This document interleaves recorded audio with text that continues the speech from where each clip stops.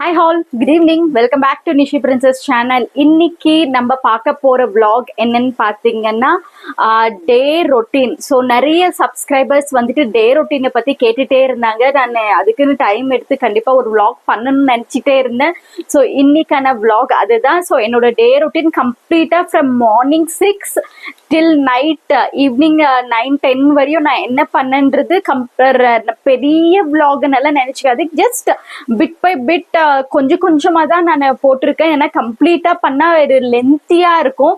So within 5 minutesல வர மாதிரி தான் நான் இன்னைக்கோட vlog எடுத்திருக்கேன். ஸோ ஸ்கிப் பண்ணாமல் பாருங்க, கண்டிப்பாக பெரிய vlog-ஆவும் இருக்காது.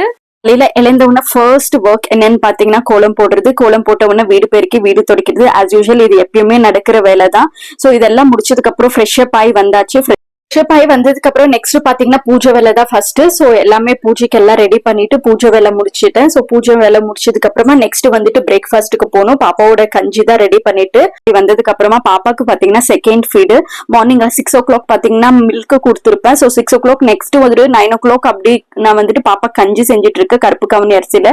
அது கூடவே பிரேக்ஃபாஸ்ட் என்ன ரெடி பண்ணியிருந்தேன்னா கம்மியா இருக்கும்போது எப்பயுமே எல்லாரும் பண்றதுதான், கொஞ்சமா கோதுமை மாவை சேர்த்து அது கூட தாளிச்சு சட்னியும் அதுக்கப்புறம் தோசை. இதுதான் என்னோட breakfast. Easy and simple breakfast. அது மட்டும் இல்லாம ஹெல்தியன் பிரேக்ஃபாஸ்ட். அது முடிச்ச உடனே துணியெல்லாம் தோச்சு போட்டு இருந்தேன் காலையிலேயே. ஸோ அதை வந்துட்டு ஃபர்ஸ்ட் மேல ஒன்த்திட்டு வந்துடலாம். பாப்பாவோட ஃபீட் ரெடியா இருந்துச்சு.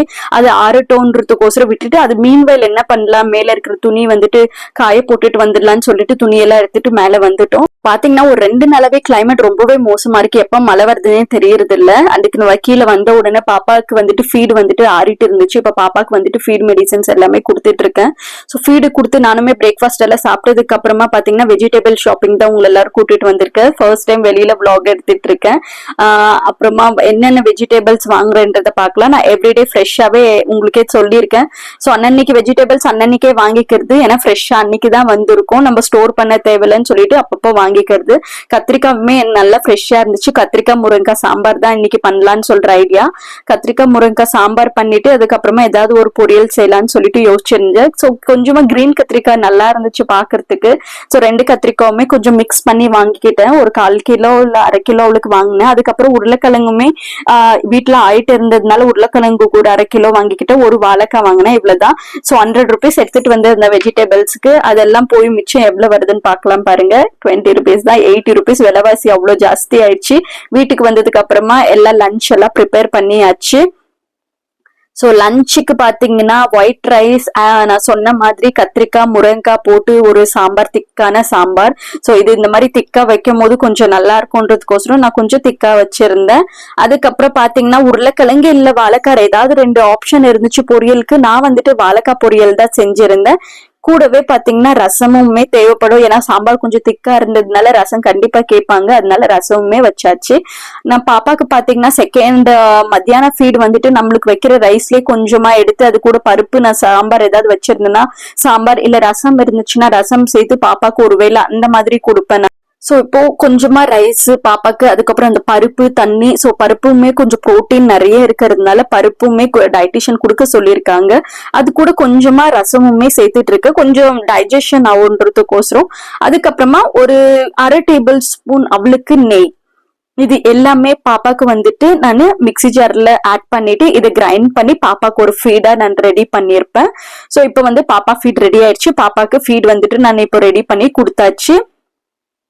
பாப்பாக்கு ஃபீட் கொடுத்ததுக்கு அப்புறம் நெக்ஸ்ட் நானுமே கிட்ட 2:30 ஆயிடுச்சு. லஞ்ச் சாப்பிடலான்னு சொல்லிட்டு லஞ்ச் எல்லாம் சாப்பிட்டுட்டு ஹஸ்பண்டும் வேலைக்கு கிளம்பியாச்சு. கடைசியில பாத்தீங்கன்னா பாத்திரம் எவ்வளவு சேர்ந்துருக்கு பாருங்க.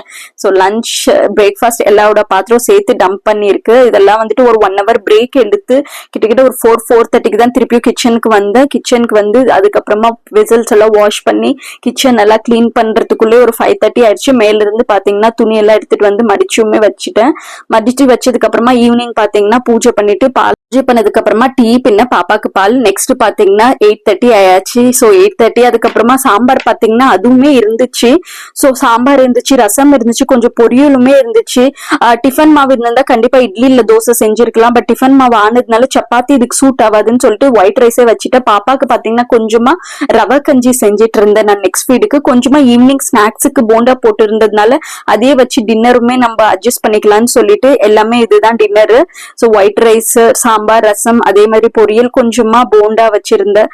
ஸோ இதே வச்சு நாங்க டின்னர் சாப்பிட்டாச்சு. அதுக்கப்புறமா பாப்பாவோட ஃபீடுமே ரெடி. என்னோட சின்ன சின்ன கிளிப்ஸ் வந்துட்டு மிஸ் பண்ணிட்டேன். என்னன்னு பாத்தீங்கன்னா, நான் மார்னிங் ஈவினிங் வந்துட்டு பாப்பாக்கு வந்துட்டு ஃபீட் கொடுத்தேன் இல்லைங்களா. சோ மில்க் ஃபீடு ஸ்கிப் பண்ணிட்டேன். அதுக்கப்புறமா டீ பண்ணது ஸ்கிப் பண்ணிட்டேன். ஸ்நாக்ஸ் பண்ணிருந்தேன், போண்டா. சோ இதெல்லாம் நடுவுல மறந்துட்டு இதையோ இன்னைக்கு டே ரொட்டீன் பண்றேன்றதே மறந்துட்டு அதெல்லாம் வேலையை முடிச்சுட்டு அதுக்கப்புறமா தான் டின்னருக்கு போனேன். சோ ஒரு சின்ன சின்ன இந்த கிளிப்ஸ் மட்டும் மிஸ் பண்ணிட்டேன்.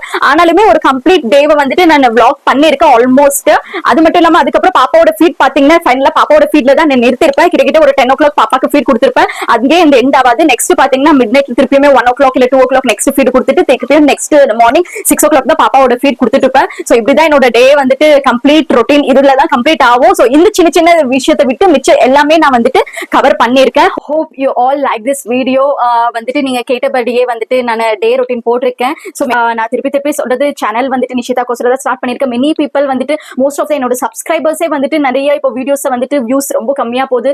லைக் கஷ்டப்பட்டு வீடியோஸ் பண்ணையும் நான் போஸ்ட் பண்ணும்போது லைக் பீப்பிள் வாட்ச் பண்ணலன்னும் போது ரியலி இட் ஹர்ட். இவ்வளவு எஃபெக்ட் போட்டு என்னோட ஹோன் சப்ஸ்கிரைபர்ஸ் நியர்லி 400 சப்ஸ்கிரைபர்ஸ் அவளுக்கு இவ்வளோ ரீச் ஆயிருக்கேன். பட் அவங்களே வந்துட்டு வீடியோஸ் கரெக்டா பாக்கலன்னும் போது தான் எனக்கு ரொம்ப கஷ்டமா இருக்கு. நீங்க பாக்குறதுனாலதான் அட்லீஸ்ட் நீங்க பாக்குறீங்க, கண்டிப்பா நான் வீடியோஸ் போடணுன்ற அந்த ஒரு எந்தும் எனக்கு இருக்கும். ஸோ வியூஸே போலனா ஐயோ என்னடா வியூஸே போல, நம்ம வீடியோஸ் போஸ்ட் பண்ணிட்டே இருக்கோன்ற கொஞ்சம் எனக்கு வந்துட்டு டவுன் ஆகிற மாதிரி ஃபீல் ஆகுது. ஒரு 2 நாளாவே கொஞ்சம் டவுனா ஃபீல் பண்ணிட்டு இருக்கேன். ஸோ என்னன்னா வந்துட்டு நிறைய வியூஸே போக மாட்டேங்குது, நம்ம பண்றது கரெக்டா என்னன்னு ரொம்ப ஒரு மாதிரி ஃபீல் பண்ணிட்டு இருக்கேன். பட் ஹோப் இல்ல, நான் விட மாட்டேன். ஜஸ்ட் அந்த ஒரு ஃபீல் கில்டினஸ் இருந்தே இருக்கும். நம்ம இவ்வளவு கஷ்டப்பட்டாலும் இன்க்ரீஸ் ஆகல, நம்ம பண்றது கரெக்டா, நம்ம மத்தவங்க மாதிரி நம்ம என்ன பண்றோம் இம்ப்ரெசிவா எதுவும் பண்ணிட்டு இல்லையா, அந்த மாதிரி எல்லாம் எனக்கு கொஞ்சம் மைண்ட் அப்செட்டா இருக்கு. But it's okay.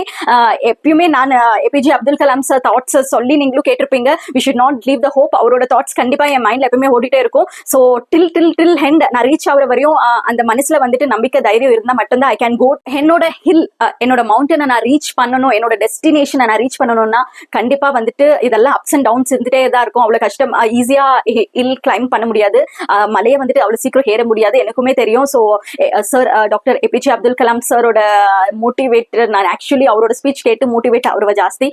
அது கண்டிப்பா அந்த மாதிரி இருக்கும்போது நான் டிமோட்டிவேட் ஆகவே கூடாது. ஸோ அதை தான் நான் எப்பயுமே டிமோட்டிவேட் ஆகும் போதெல்லாம் யோசிச்சுட்டே இருப்பேன். நோ டிமோட்டிவேட் ஆகக்கூடாது. கண்டிப்பா அப்ஸ் அண்ட் டவுன்ஸ் வந்துட்டே தான் இருக்கும். சம்டைம்ஸ் வியூஸ் இன்க்ரீஸ் ஆகும், டிக்ரீஸ் ஆகும். அதுக்கெல்லாம் நம்ம வந்துட்டு இதாகக்கூடாது.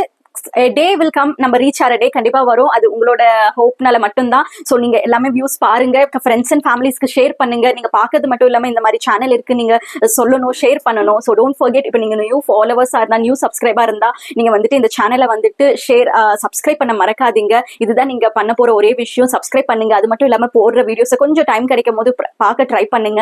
ஸோ இவ்வளவு நேரம் இந்த வீடியோ பொறுமையா பார்த்ததுக்கு நன்றி. மேபி அந்த ஸ்பீச்ல தான் கொஞ்சம் எக்ஸ்ட்ரா எடுத்துட்டேன். எதனால இந்த லென்த்தி கொஞ்சம் பேசுறது ஏன் லென்த்தியா எடுத்துட்டேன்னா கொஞ்சம் டவுன்ஃபாலா இருந்துச்சு. ஸோ அதை உங்ககிட்ட சொல்லணும்னு நினைச்சேன். So hope you all like this video. Don't forget to like, share and subscribe to Nishi princess channel. Thanks for வாட்சிங்.